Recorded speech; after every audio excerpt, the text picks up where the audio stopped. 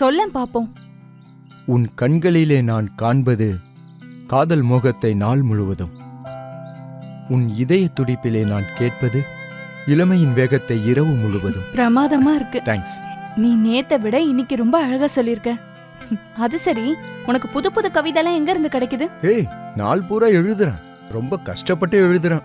அப்புறம் நான் ஒன்னு கேள்விப்பட்டேன், கஷ்டப்பட்டா கண்டிப்பா பலன் கிடைக்கும்னு. இந்த பசங்க இருக்கீங்களே, உங்களுக்குலாம் ஒரே ஒரு விஷயம் தான் தேவை. அப்ப பொண்ணுங்களுக்குலாம் தேவையில்லை, எங்களுக்கு மட்டும்தான் தேவை. அப்ப நாங்க தான் குற்றவாளியா? அதெல்லாம் கல்யாணத்துக்கு அப்புறம் தானே. ஏய், இப்பெல்லாம் பொறுத்திருக்க முடியல. அப்ப குதிரையில ஏறி வா, என்ன பல்லாக்குல வச்சு கூட்டிட்டு போயிரு. அதுக்கப்புறம் பாரு, நல்ல பலன் கிடைக்கும். அப்படியா? சரி, உன் கைய கூட. முடியாது, அவ்வளவு சீக்கிரம்லாம் கொடுக்க மாட்டேன். நாளைக்கு உன் பர்த்டேப்பா, குறைஞ்சபட்ச கருணை அது காட்டலால உன் பாய் ஃப்ரெண்டுக்கு. எப்ப பார்த்தாலும் 2 அடி தள்ளியே உட்காந்துருக்க. சரி வா, ஒன்னும் பண்ண மாட்டேன், கை கொடு. ஆனா எதுவும் பண்ணக்கூடாது. சரி சரி.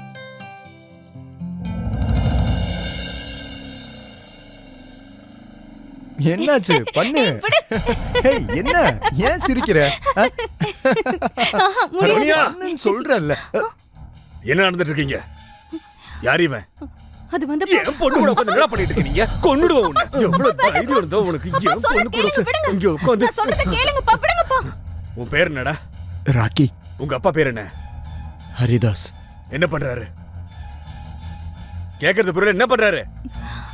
அப்பா ஸ்கூல்ல பியூனா இருக்காரு. பெத்தவர் ஸ்கூல்ல பியூனா இருக்காரு, அத சொல்றதுக்கு வெக்கப்படுறல நீ? சரி, நீ என்ன பண்ற? வேலை தேடிக்கிட்டு இருக்கேன். மறுபடியும் இன்னொருத்த கூட ஓட பாக்குறியா? ஒரு தடவை ஓடி போடுறது பார்த்தாதா? ஆனா இவன் என்ன கல்யாணம் பண்ணிக்க விருப்பப்படுறான். உனக்கு எப்படி சாப்பாடு போடுவான்? புண்ணாக்கு போடுவானா? நான் சொல்றத மரியாதை கேட்டுக்கோ. முதல்ல வேலை வெட்டிய பாரு, சொந்த கால நிக்க பாரு. கல்யாண கத்திரிக்காலாம் அப்புறமா பாத்துக்கோ, இல்லனா நான் மனுஷனா இருக்க மாட்டேன். ராஸ்கல், வா. ஏய் வா. அப்பா விடுங்கப்பா. அப்பா. அம்மா, என்னடா வலிக்குதா? மெதுவா மெதுவா. அவ்வளவுதான். ஏண்டா வேற யாருமே கிடைக்கலையா உனக்கு? நான் அவளை லவ் பண்றேம்மா, அவளை கல்யாணம் பண்ணிக்க விருப்பப்படுறேன். உனக்கு தெரியுமா, போன வருஷம் அந்த சாராய் வியாபாரியோட பையனோட ஓடி போயிட்டா. மா, பையன் அவளுக்கு சூனியா வச்சு கூட்டிட்டு போயிட்டாமா. ஆனா ஏன் சோனியா அப்படிப்பட்டவளாம் இல்ல. இத பாரு, இங்க பாரு. நான் சொல்றத கேளுடா, இவள மறந்துரு. அம்மா, உனக்கு தெரியாது, அவ பெரிய பிசினஸ் மேனோட பொண்ணுமா. அவ அப்பா அவளுக்காக நிறைய விதவிதமா நகைகள்லாம் பண்ணி வச்சிருக்காரு. அப்புறம் அந்த சாராய வியாபாரியோட பையன் ஓடி போனான்னு சொன்னல, அங்க இருந்து வரும்போதும் அவங்க நகையும் எடுத்துட்டு வந்துட்டான்.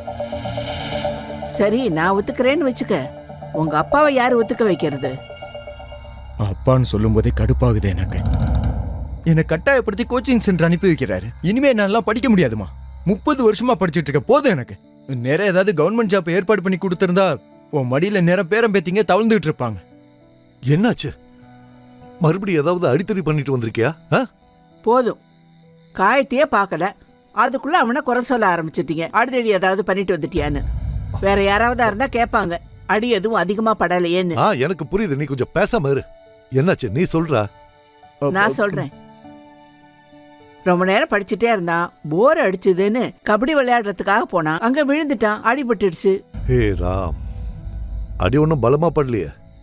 இல்ல, பரவாயில்லப்பா, ஒண்ணும் இல்ல. கடவுளுக்கு தான் நன்றி சொல்லணும். சம்பளம் கொடுத்துட்டாங்க. இத பாரு, இதோ இவனுக்காக ஒரு புது ஷர்ட் வாங்கிட்டு வந்திருக்க. நல்ல ட்ரெஸ்ஸை போட்டுக்கிட்டு தான் கிளாஸுக்கு போகணும், மனசுக்கு சந்தோஷமா இருக்கும்.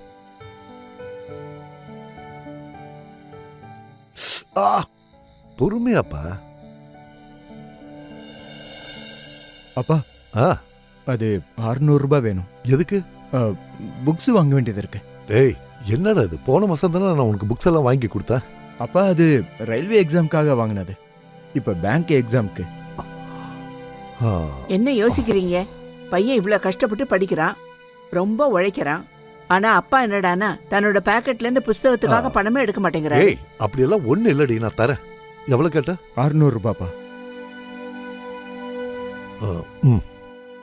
என்ன புக்ஸ் வேணுமோ வாங்கிக்கோ, நல்ல கவனம் வச்சு படி. அப்புறம் நம்ம ஆகாஷ் மாதிரி ஒரு பெரிய ஆபீசர் ஆகணும். ஆமா, இந்த ஆகாஷ்ங்கிறது யாரு? அவன் நம்ம ஸ்டூடெண்ட்ல ஒரு பையன், நம்மள மாதிரி கஷ்டப்பட்ட ஃபேமிலில இருந்து வந்தவன். நல்லா படிச்சு முன்னேறி இப்ப பெரிய ஆபீசர் ஆயிட்டான், மேனேஜருக்கும் மேல. ஆனா ஒரு விஷயம் பாரு, அவன் எவ்வளவு பெரிய ஆபீசர் ஆனாலும் இன்னைக்கும் ஸ்கூலுக்கு வரும்போது என் காலை தொட்டு கும்பிட்டுட்டு தான் போவான். இன்னும் அந்த பண்பாடை மறக்கல. சரி, நான் போய் ஃப்ரெஷ் ஆயிட்டு வந்துடுறேன். ம்? சரிப்பா. திரும்ப ரொம்ப அழகா இருக்க.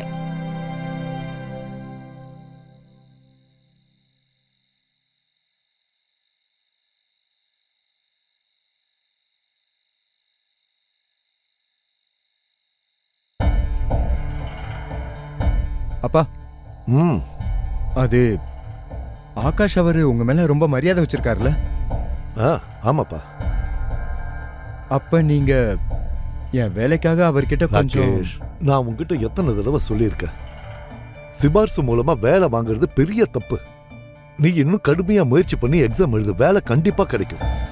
நான் என்னெல்லாமோ நினைச்சிட்டு இருந்தேன். பையன் வளர்ந்து பெரியவனாவா, அவனுக்கு ஒரு நல்ல வேலை கிடைக்கும், அப்புறம் அவனுக்கு கல்யாணம் நடக்கும், வீட்டுல பேர பசங்கெல்லாம் சுத்தி விளையாடுவாங்கன்னு. இத பாருங்க, இப்படி வீடு சூனியமா இருக்கிறத இனிமேல என்னால பொறுத்துக்க முடியாது. இவனுக்கு ஒரு பொண்ணு தேட சொல்லி எத்தனை சொந்தக்காரங்க கிட்ட சொல்லியிருக்க தெரியுமா? வேலை எப்படியோ கிடைச்சிரும், ஆனா பொண்ணு கிடைக்க மாட்டேங்குதே. ஏய், விளக்கு வைக்கிற நேரத்துல நீ எதுக்கு இப்படி அழுதுட்டு இருக்க? நான் என் வாழ்க்கை முழுக்க நேர்மையா வாழ்ந்திருக்கேன். நான் யாருக்கும் கெடுதல் நினைச்சதும் இல்ல, பண்ணதும் இல்ல. நமக்கு எல்லாம் நல்லதுதான் நடக்கும். நீங்க மட்டும் கொஞ்சம் பணத்தை சேர்த்து வச்சிருந்தீங்கன்னா யார்கிட்டயாவது பணத்தை கொடுத்தாவது இவனுக்கு ஒரு வேலை வாங்கிருக்கோம். போதும் போதும். இந்த பாரு, நான் ஒரு பியூன் தான், ஒத்துக்கிறேன். ஸ்கூல்ல வேலை பார்த்துக்கிட்டு இருக்கேன், கல்வி கூடத்துல சர்வீஸ் பண்ணிக்கிட்டு இருக்கேன். பணத்தை கொடுத்து மகனுக்கு வேலை வாங்கி கொடுக்குற பாவத்தை என்ன செய்ய வைக்காத. இன்னைக்கு வரைக்கும் நான் என் வாழ்க்கையில யாருக்கும் லஞ்சம் கொடுத்ததும் இல்ல, வாங்கினதும் இல்ல. வாழ்க்கையில மத்த விஷயங்களை வேணா நான் சம்பாதிக்காம இருந்திருக்கலாம், ஆனா மரியாதையை நிறைய சம்பாதிச்சிருக்கேன்.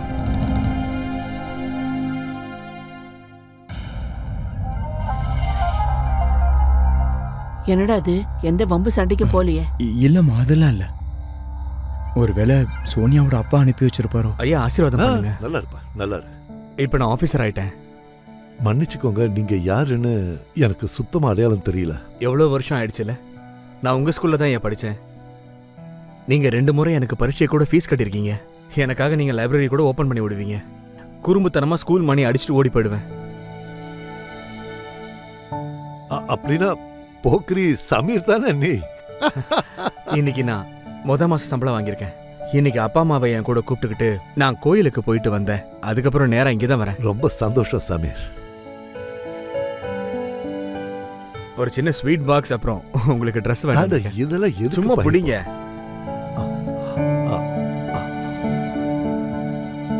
என்னைக்கும் நீ நேர்மையானவனா இருக்கணும்பா. சரி. தம்பி, ஆ? என் பையனும் வேலை தேடிட்டு இருக்கான். அவனுக்காக அவன் பரீட்சைக்கு ரெடி ஆயிட்டு இருக்கான்பா. சரி, அப்ப கிளம்புறேன் ஐயா. ம், வரேன். சரி. அப்பப்போ ஆசீர்வாதம் வந்துட்டு பண்ணுங்க. போப்பா. நல்லா இரு. வாப்பா. பார்த்து போப்பா.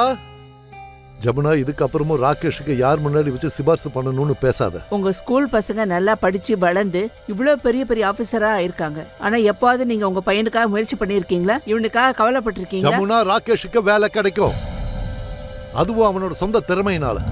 நீங்களும் உங்க நேர்மையும் ஒரு நாள் இவனை இழக்க போறீங்க. அம்மா சரியா தான் சொல்றாங்க. உங்களுக்கு என் மேல அக்கறையே இல்ல. ராகேஷ், எனக்கு வேலை கிடைச்சா என்ன, கிடைக்கலன்னா என்ன, வாழ்ந்தா என்ன, செத்தா என்ன, எனக்காக உங்களால ஒருத்தட்ட சிபாரிசு கூட பண்ண முடியல. இதை நீங்களே வச்சுக்கோங்க. ராகேஷ், நில்லுடா. எங்கடா போற? சொல்லிட்டு போடா. பாத்தீங்கல்ல, ச்சே.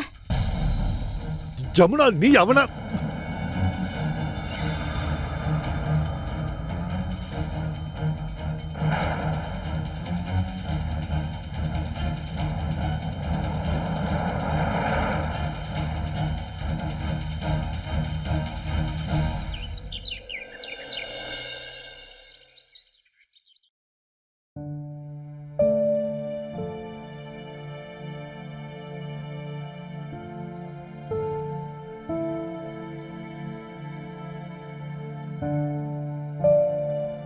ராகேஷ்,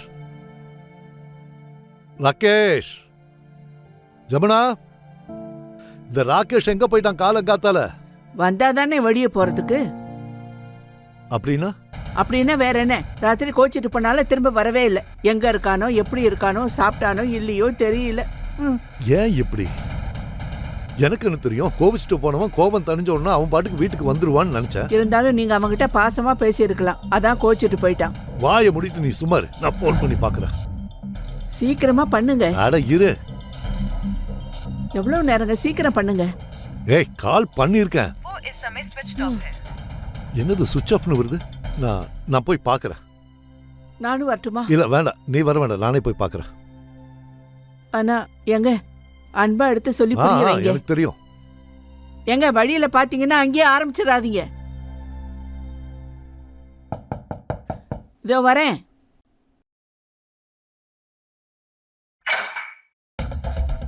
அம்மா சோனியா.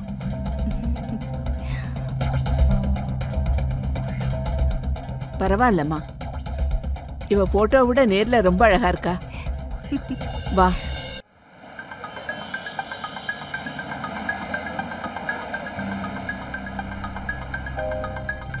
அம்மா ம்.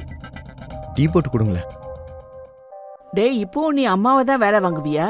உனக்கு வரப்போற பொண்டாட்டி கிட்ட சொல்லு. இவ எப்படியும் வாழ்க்கை பூரா உனக்கு சேவை பண்ண போறா. ம். இப்ப நீ தான் போட்டு கூட, அவளுக்கே தெரியட்டுமே உன் கையால டீ எவ்வளவு நல்லா போடுவேன்னு. ரொம்ப தப்புடாது. அம்மாவையே வேலை வாங்கலான்னு பாக்குற. சரி இரு, எடுத்துட்டு வரேன். சரி உக்காரு. என்னோட பர்த்டே கிஃப்ட் எங்க? இங்க இவ்வளவு பெரிய சம்பவம் நடந்திருக்கு, நீ பர்த்டே கிஃப்ட்ல இருக்க. ஆ? உனக்கு தெரியாது நானும் அம்மாவும் சேர்ந்து நம்ம கல்யாணத்துக்காக எவ்வளவு பெரிய பிளான் பண்ணியிருக்கோம். ஆ? அதனாலதான் உன்னை எதுவும் சொல்லாம கூட்டிட்டு வந்தேன். இதுவும் ஒரு பர்த்டே கிஃப்ட் தான். அப்புறம் அது முடியாது. முதல்ல என்ன சொல்றேன் கேளு, எடுத்தவனே முடியாதுங்கிற. எனக்கு நல்லாவே தெரியும் நீ என்ன கேட்க போறன்னு. அப்படியா? என்ன? முடியாதுன்னா முடியாதுதான். இங்க பாரு, அப்படிலாம் சொல்லாத. அம்மா டீ போட கொஞ்சம் நேரம் ஆகும், அதுக்குள்ள இங்க கூட. ம்ஹும். நான் என்ன உதட்டுலயா கேட்டேன், கன்னத்துல தானே கேட்டேன். ம்ஹும். அப்போ ஒண்ணு பண்ணலாம். இங்க பாரு, நான் என் கன்னத்துல கை வச்சுக்கிறேன். ஓகே, என் கையில கொடுத்தா போதும், நான் கன்னத்துல கொடுத்ததா நினைச்சுக்கிறேன். ஓகேவா? ம். அப்ப சரி வா.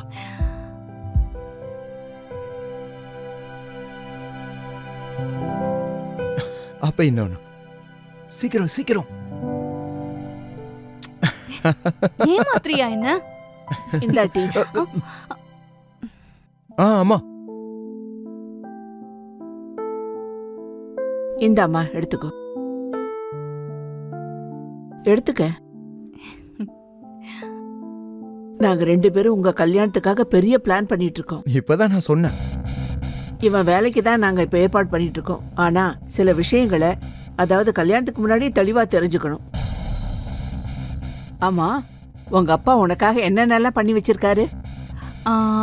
4 தங்க வளையல் இருக்கு, அப்புறம் ஜிமிக்கி இருக்கு, 4 தங்க செயின் இருக்கு, அப்புறம் ஒரு நெத்தி சுட்டி இருக்கு, அப்புறம் நிறைய ரிங்ஸ் எல்லாம் இருக்கு. அப்புறம் அதான் அந்த சாராய் வியாபாரி வீட்ல இருந்து அடிச்சிட்டு வந்தியாமே, அதுல என்னென்னலாம் இருக்கு?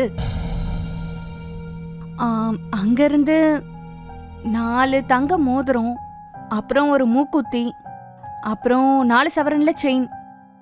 அப்படின்னா கல்யாணத்துக்கு அப்புறம் நீ இந்த நகைங்க, செயினுங்க, அப்புறம் காசு பணம்லாம் கொண்டு வருவல்ல? வரதட்சணையா? எப்படி, எங்களோடது லவ் மேரேஜ் ஆச்சு, அப்புறம் எதுக்கு வரதட்சணை? அட ஆமா, இது லவ் மேரேஜ் தான். ஆனா அத நாம அரேஞ்ச்டு மேரேஜா மாத்திடலாமே. அப்படினாலும் லவ் மேரேஜ் தானே? ராகேஷ், என்னடா இதெல்லாம்?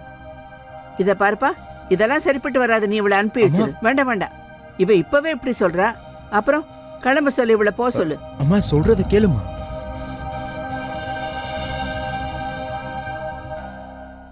இல்ல இல்ல, அப்போ நீங்க என்ன சொல்றீங்களோ நான் அப்படியே பண்றேன். ம்?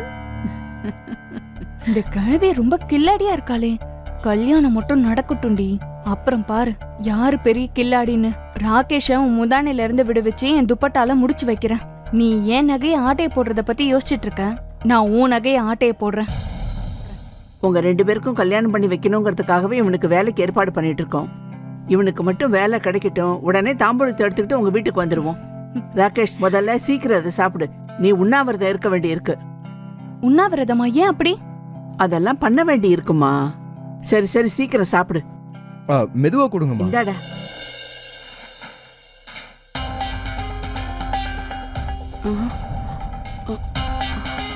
டேய் உங்க அப்பா வந்துட்டாரு. நீ கிளம்பு, சீக்கிரம் இங்க இருந்து கிளம்பு. சீக்கிரம் சீக்கிரம் போ. ஏன் அந்த பக்கம் இல்ல, இந்த பக்கம். சீக்கிரம் போ, சீக்கிரம் போ, சீக்கிரம் போமா. நீ சீக்கிரம் சாப்பிட்டு முட்டிடா, உள்ள எடுத்துட்டு போ. தாப்பாடா நல்லா போட்டுக்கடா, சீக்கிரம் போ. ராகேஷ், நான் சொல்றதை கேளுடா, கதவை தர. என்னாச்சு? ஆத்துல விழுந்து சாக பார்த்தாங்க. நான் கஷ்டப்பட்டு கையெடுத்து கும்பிட்டு கூட்டிட்டு வந்தேன் தெரியுமா? இப்ப பாருங்க, கதவை பூட்டிட்டு உள்ள உட்காந்துருக்கா. தள்ளி நில்லு. ராகேஷ், ராகேஷ் கதவை தர. ராகேஷ், நீங்க எனக்கு எங்கேயாவது வேலை ஏற்பாடு பண்ணி தராத வர நான் சாப்பிடவும் மாட்டேன், கதவை திறக்கவும் மாட்டேன். நான் உண்ணாவிரதம் இருந்தே சாக போறேன். ஐயோ, இத பாரு ராகேஷ், நான் இப்ப சொல்றத கவனமா கேளு. நான் சிபாரிசு பண்ணியோ இல்ல லஞ்சம் கொடுத்தோ நிச்சயமா உனக்கு வேலை வாங்கி தர மாட்டேன். ராகேஷ், அட கடவுளே, பெத்த அப்பாவா நீங்க? அங்க பையன் உயிரை விட துணிஞ்சிட்டான். இந்த சின்ன காரியத்தை கூடவா நீங்க பண்ண மாட்டீங்க? இத பாரு, அப்படியெல்லாம் என்னால பண்ண முடியாது. என்ன அப்பா நீங்க? இது கூட உங்களால பண்ண முடியாதா?